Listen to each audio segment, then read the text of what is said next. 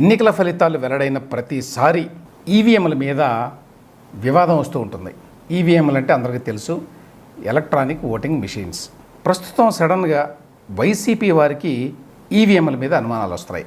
ఈవీఎంల మీద ఎక్కడేం వార్త వచ్చినా కూడా ట్వీట్ చేస్తున్నారు వాళ్ళ సోషల్ మీడియాలో. గతంలో ఈవీఎంల గురించి మాట్లాడిన టీడీపీ ఇప్పుడు మాట్లాడడం వల్ల ఇదే ప్యాటర్న్ అన్ని పార్టీలకు వర్తిస్తుంది.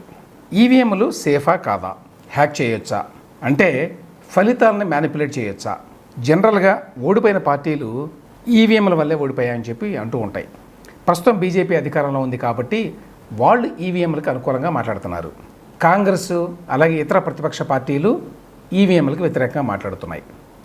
తాజాగా ఇప్పుడు 2 పరిణామాలు జరిగినాయి ఈవీఎంలకు సంబంధించి. ఒకటి, ఈలాన్ మస్క్ వేసిన ట్వీట్. ఈలాన్ మస్క్ అందరికీ తెలుసు, మస్క్ అంటే టెక్నాలజీ గురువు. ఏమన్నాడు ఆయన? We should eliminate electronic voting machines, the risk of being hacked by humans or AI అంటే artificial intelligence while small is still too high. Electronic voting మిషన్లని సంపూర్తిగా నిర్మూలించాలి. మనుషుల ద్వారా కానీ ఆర్టిఫిషియల్ ఇంటెలిజెన్స్ ద్వారా కానీ ఈవీఎంలు హ్యాక్ చేయటం అనేది ఆ రిస్క్ చాలా చిన్నది, అయినా కూడా దానివల్ల కలిగేటువంటి ఫలితం చాలా పెద్దది. కాబట్టి ఈవీఎంలని పూర్తిగా నిర్మూలించడం మంచిది అనేది మస్క్ ట్వీట్ అనమాట. ఏంటి ఆయన అన్న సందర్భం?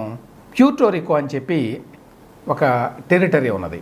అది అమెరికా కింద ఉంటుంది, కానీ అమెరికాలో భాగం కాదు. అమెరికా నుంచి అది జాగ్రఫికల్గా 1600 కిలోమీటర్ల దూరంలో ఉంటుంది సముద్రంలో. వాళ్ళకి అమెరికన్ ఎలక్షన్లలో ఓటేసేటువంటి అధికారం కూడా ఉండదు, కానీ ఇది అమెరికన్ టెరిటరీ. ఆ ప్యూర్టోరికోలో విడిగా ఎన్నికలు జరుగుతాయి, జరిగినాయి ఈ మధ్యకాలంలో. అక్కడ జరిగిన ఎన్నికల్లో ఈవీఎంల్లో కొన్ని అవకతవకలు జరిగినాయి అని చెప్పి కొన్ని రిపోర్ట్స్ వచ్చినాయి. దాని మీద మస్క్ ఈ ట్వీట్ చేశాడు. సో మస్క్ చేసిన ట్వీట్ మీద ఈ ఎలక్ట్రానిక్స్ అండ్ ఇన్ఫర్మేషన్ టెక్నాలజీ మంత్రి, కేంద్రంలో మాజీ మంత్రి, మొన్న ఎన్నికల్లో ఓడిపోయాడు ఆయన, రాజీవ్ చంద్రశేఖర్ గారు, ఆయన రెస్పాండ్ అయ్యాడు. ఏమంటాడు ఆయన? అమెరికా లేకపోతే ఇతర దేశాల్లో ఎక్కడైతే ఈవీఎంలు ఇప్పుడు ప్రస్తుతం వినియోగంలో ఉన్నాయో ఆ దేశాల్లో కంప్యూటర్ ప్లాట్ఫామ్స్ మీద ఈవీఎంలు తయారు చేస్తారు, అందువల్ల వాటిని హ్యాక్ చేయడానికి వీలవుతుంది. వేరేస్ ఇండియాలో ఈవీఎంలు స్టాండ్ అలోన్ మిషన్స్. ఏంటి స్టాండ్ అలోన్ మిషన్స్ అంటే? అవి వేటితోటి వాటికి కనెక్టివిటీ ఉండదు, వాటికి ఇంటర్నెట్ కనెక్షన్ ఉండదు, వైఫై కనెక్షన్ ఉండదు, బ్లూటూత్ కనెక్షన్ ఉండదు, ఏ రకమైన కనెక్షను ఉండదు. ఏ విధంగానూ దాని నుంచి వేరే దానికి ట్రాన్స్మిట్ చేయడం అనేది ఉండదు. అందువల్ల అవి స్టాండ్ అలోన్ మిషన్స్. అందువల్ల వాటిని హ్యాక్ చేయడానికి వీలుండదు అని వాదిస్తాడు రాజీవ్ చంద్రశేఖర్ గారు. కావాలంటే దీని మీద, ఈ అంశం మీద మీకు ఒక ట్విట్టర్లో కూడా ఇస్తాం మేము ఇండియాకి వస్తే అని కూడా రాశాడు తన ట్వీట్లో మస్క్ను ఉద్దేశించి. ఈలోగా మస్క్ ట్వీట్ను కోట్ చేస్తూ రాహుల్ గాంధీ మాట్లాడాడు. రాహుల్ గాంధీ గత కొంతకాలంగా ఈవీఎంల మీద వ్యాఖ్యానాలు చేస్తున్నాడు. దేశంలో ఎన్నికలు నిర్వహిస్తున్న విధానంలో పారదర్శకత లేదు, ఈవీఎంల మీద చాలా అనుమానాలు ఉన్నాయి అన్నట్టుగా ఆయన మాట్లాడాడు ఆ ట్వీట్లో. ఇక్కడ 2 విషయాలు చెప్పుకోవాలి. ఒకటి, 2001 నుంచి ఇండియాలో ఈవీఎంలు విస్తృత స్థాయిలో వినియోగంలో ఉన్నాయి, అప్పటి నుంచి వాడుతున్నారు. సో అప్పటి నుంచి ఇప్పటి వరకు జరిగిన అనేక ఎన్నికల్లో ఈవీఎంల వల్ల ఫలితాల్లో లార్జ్ స్కేల్ డిస్క్రిపెన్సీస్ జరిగినాయి అని ఎక్కడా ప్రూవ్ కాల.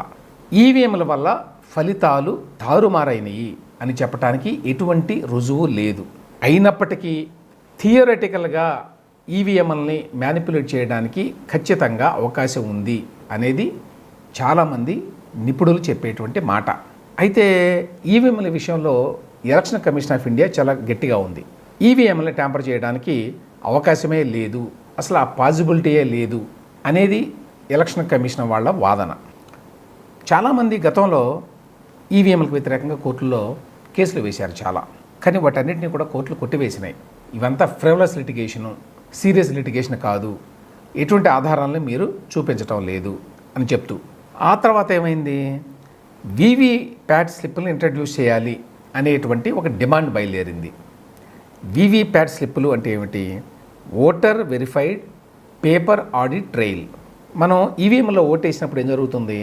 నొక్కుతాం బటను, ఒక గ్రీన్ లైట్ వెలుగుతుంది, ఆ తర్వాత ఏం జరిగిందో మనకు అర్థం కాదు, ఒక బీప్ సౌండ్ వస్తుంది అంతే.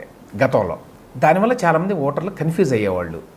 మనం ఎవరికి ఓటేసాము, కరెక్ట్గా బటన్ నొక్కామా, మనం ఏ పార్టీకి అయితే ఓటు వేసామో వాళ్ళకే మన ఓటు వెళ్ళిందా లేదా, దీన్ని సరిచేయడానికి ఈ వీవీప్యాట్ స్లిప్పులు అనేవి వచ్చినాయి అన్నమాట. అంటే వీటిని ప్రవేశపెట్టాలి అనేటువంటి డిమాండ్ పెరిగింది.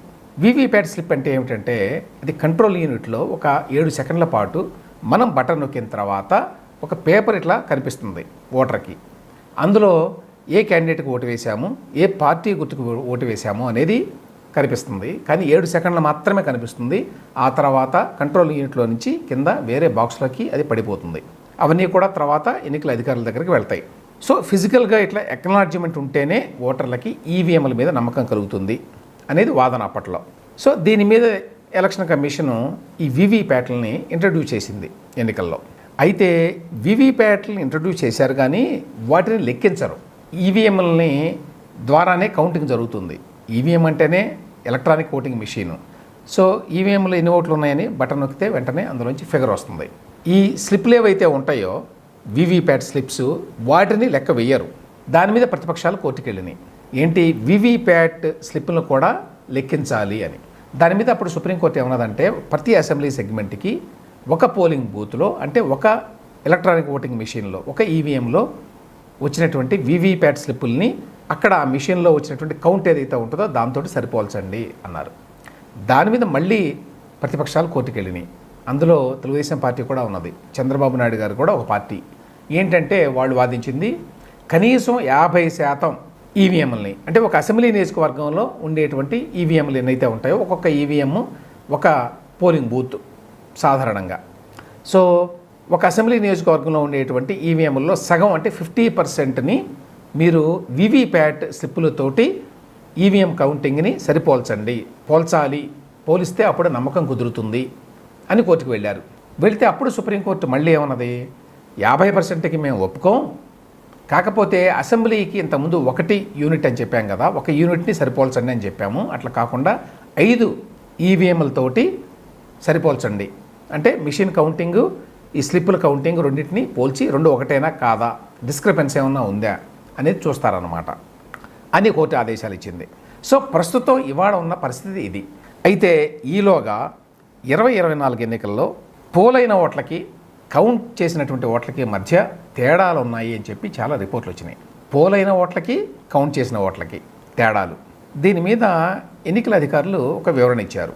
ఏంటి ఆ వివరణ, ఇట్లా మిస్ మ్యాచ్ 2 సందర్భాల్లో జరగవచ్చు. అంటే పోలైన ఓట్లు 100 అయితే ఇక్కడ ఈవీఎంలో వచ్చిన నంబరు 101 లేక 99 ఏదో ఒకటి అన్నమాట. 2 సందర్భాల్లో ఇట్లా జరిగే అవకాశం ఉంది అని ఎన్నికల అధికారులు చెప్పారు. ఒకటి, ఎన్నికల ప్రక్రియ ప్రారంభమయ్యే ముందు టెస్ట్ కోసం అధికారులు మాక్ ఓట్స్ కొని వేస్తారు. వీటిని క్లియర్ చేసిన తర్వాత యాక్చువల్ ఓటింగ్ ప్రారంభమవుతుంది. కానీ కొన్నిసార్లు ప్రిసైడింగ్ ఆఫీసర్లు, ఎన్నికల అధికారులు ఆ విషయాన్ని మర్చిపోవచ్చు. అప్పుడు అవి కూడా కలిపి ఎలక్ట్రానిక్ ఓటింగ్ మిషన్ లెక్క చెప్తుంది చివరిలో. సో అప్పుడు లెక్క తప్పు వచ్చేటువంటి అవకాశం ఉంటుంది. రెండవది, ప్రిసైడింగ్ ఆఫీసర్లు ఫైనల్ ఓట్ల నంబర్ని నమోదు చేసేటప్పుడు తప్పు చేయొచ్చు. ఈవీఎంల్లో ఓట్లు వేశారు జనం, అదొక లెక్క వస్తుంది. కానీ ఇక్కడ ప్రతిదీ కూడా లెక్కేసుకుంటారు ఎన్నికల అధికారులు. అక్కడ అందరికీ తెలుసు, వాళ్ళు మీ పేరు, మీ నంబరు అన్నీ కూడా సరి చేసుకుంటారు, రాసుకుంటారు. సో అవన్నీ కూడా కలిపి ఒక రిపోర్ట్ ఇస్తారు పై అధికారికి. ఆ రిపోర్ట్లో ఒక్కొక్కసారి వాళ్ళు పొరపాటున తప్పు రాయొచ్చు అంకె. అట్లా తప్పు రాసినప్పుడు సహజంగానే వాళ్ళు ఇచ్చినటువంటి నంబర్కి ఇక్కడ యాక్చువల్గా పోలైన ఈవీఎం కౌంట్ చేసినటువంటి నంబర్కి మధ్య తేడా వస్తుంది, డిస్క్రిపెన్సీ వస్తుంది. సో ఈ 2 సందర్భాల్లో ఇట్లా మిస్ మ్యాచ్ ఉండొచ్చు అని చెప్పారు. తాజాగా ద వైర్ అనేటువంటి ఒక వెబ్సైట్లో వచ్చిన రిపోర్టు ప్రకారం, తాజాగా ద వైర్ అనేటువంటి వెబ్సైట్లో వచ్చిన కథనం ప్రకారం ఈసారి జరిగిన 2024 ఎన్నికల్లో 140 పార్లమెంటరీ నియోజకవర్గాల్లో పోలైన ఓట్ల కంటే ఈవీఎంల్లో వచ్చిన ఓట్లు ఎక్కువగా ఉన్నాయి. ఈ తేడా 2 ఓట్ల నుంచి 3,811 ఓట్ల వరకు ఉన్నది. అంటే లీస్టు 2 ఓట్లు తేడా వచ్చింది మిస్ మ్యాచ్. హయ్యెస్టు 3,811 ఓట్లు వచ్చినాయి ఒక నియోజకవర్గంలో. ఇప్పుడు తాజాగా ముంబై నార్త్ వెస్ట్ లోక్సభ నియోజకవర్గంలో ఈవీఎం మ్యానిపులేషన్ జరిగింది అని చెప్పి వార్తలు వచ్చినాయి.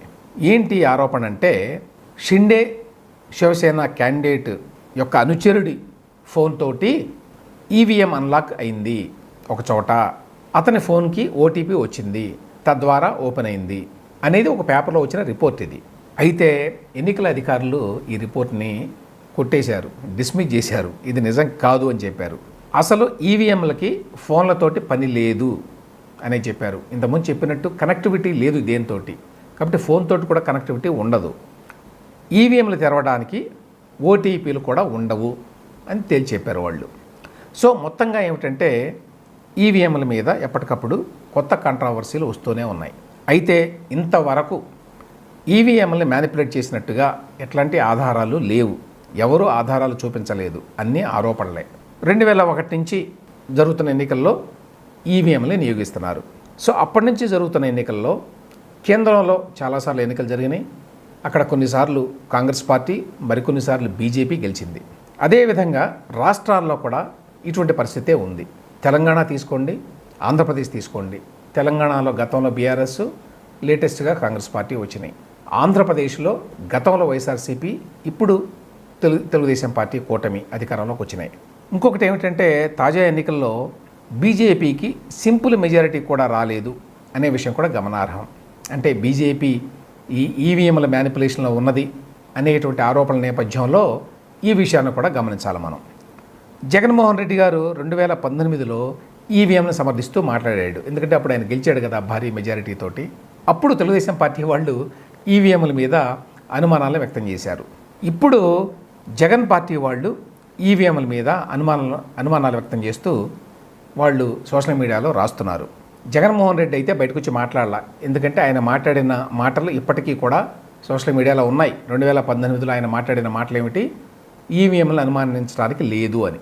అందువల్ల ఇవాళ వైసీపీ వాళ్ళు ఏదైనా విమర్శలు చేస్తే వాటికి క్రెడిబిలిటీ ఉండదు. మొత్తంగా ఈవీఎంలను వ్యతిరేకిస్తున్న నిపుణులు కూడా చెప్పేది ఏమిటంటే ఇప్పటి వరకు ఈవీఎంల ద్వారా అవకతవకలు జరిగినట్టుగా ఎక్కడా ఎటువంటి రుజువులు లేవు, ఎటువంటి ఎవిడెన్సు లేదు. అయినా కూడా ఈవీఎంలని మ్యానిపులేట్ చేయడానికి అవకాశాలు ఉన్నాయి అనేది వాస్తవం. కాబట్టి ఈవీఎంల ఆపరేషన్లో పూర్తిగా అన్ని అనుమానాలని, అందరి అనుమానాలని నివృత్తి చేసిన తర్వాతనే వీటిని విస్తృతంగా దేశవ్యాప్తంగా వినియోగించాలి ఎన్నికల్లో అనేది వాళ్ళ అభిప్రాయం.